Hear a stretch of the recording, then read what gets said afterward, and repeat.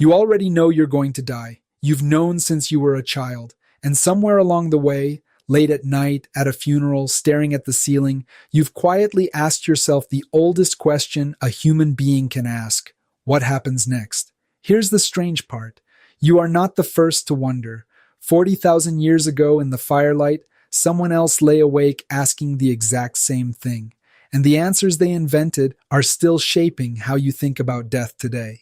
Every human culture we have ever found, on every continent, separated by oceans and tens of thousands of years, did the same impossible thing.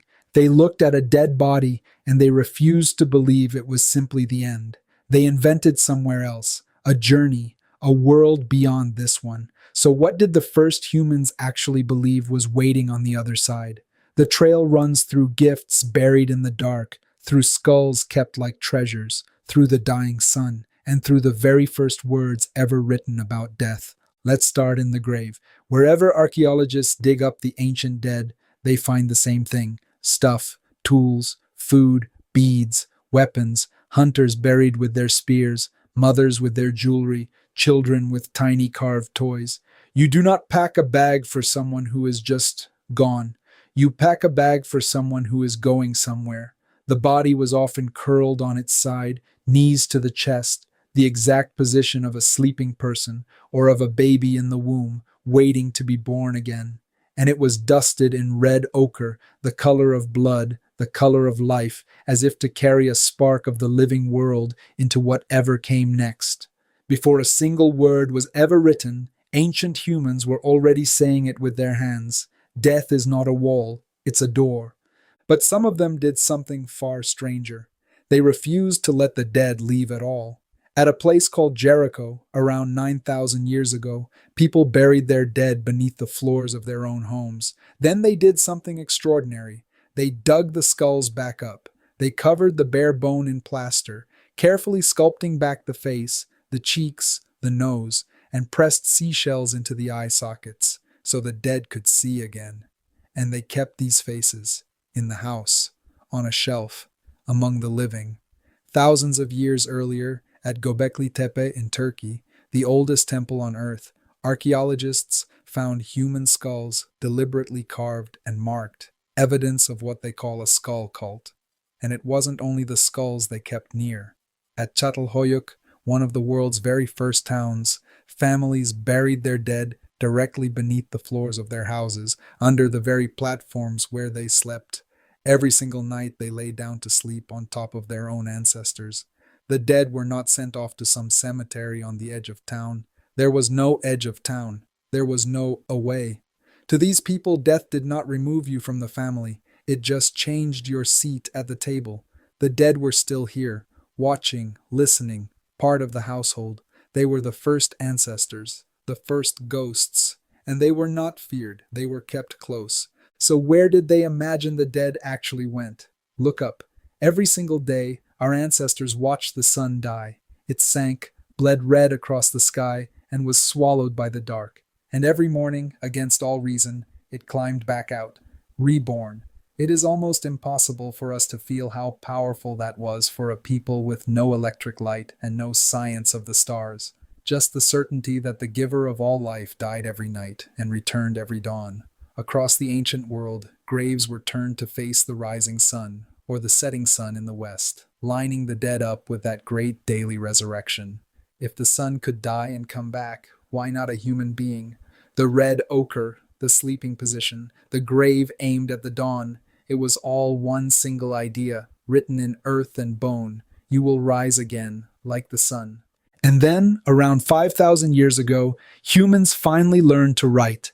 And almost the first thing they did was write down what waited beyond death. In Mesopotamia, the answer was bleak. In the Epic of Gilgamesh, the dead sink down into a place called the House of Dust, a dark, silent underworld where every soul, king or beggar, sits in the gloom, eating clay, dressed in feathers like birds. No reward, no paradise, just shadow, forever. But in Egypt, death became the most elaborate journey ever imagined. The dead sailed through a perilous underworld, and at the very end, their heart was placed on a scale, weighed against a single feather, the feather of truth. A good life, a light heart, and you passed into a paradise of endless fields. A cruel one, a heavy heart, and a monster devoured your soul forever. Two of the oldest civilizations on Earth, and already humanity had split between the two answers it has never stopped giving. A grim nothing or a paradise you have to earn. Which leaves the real mystery. Why? Why did people who never met, who never possibly could have met, separated by whole oceans and ice ages, all invent the same impossible idea that death is not the end? The unsettling answer may be hiding inside your own head. Your mind is extraordinary at imagining things. A tiger behind a bush, tomorrow's breakfast, your own funeral. But there is one single thing it genuinely cannot do. Picture its own absence. Try it right now. Try to imagine not existing, not darkness, not silence, no you left even to notice the nothing. You can't. The mind just hits a wall, and some scientists believe that is the whole secret. The afterlife was never something we learned. It's something we cannot help but believe, because a self-aware mind is simply unable to conceive of its own ending. So the next time you lie awake and wonder what's waiting for you, don't feel strange about it. You are doing the single most human thing there is. The exact same thing those people did in the cave, painting their dead in red, turning the grave toward the dawn, quietly certain that the sun and the soul always come back. For 40,000 years, we have refused to believe that the people we love simply end. We gave them gifts, we kept their faces, we pointed their graves at the rising sun, and every one of us, deep down, is still asking the same question they asked in the firelight, and still, quietly, hoping for the same answer. And hey, I see you there, still with me.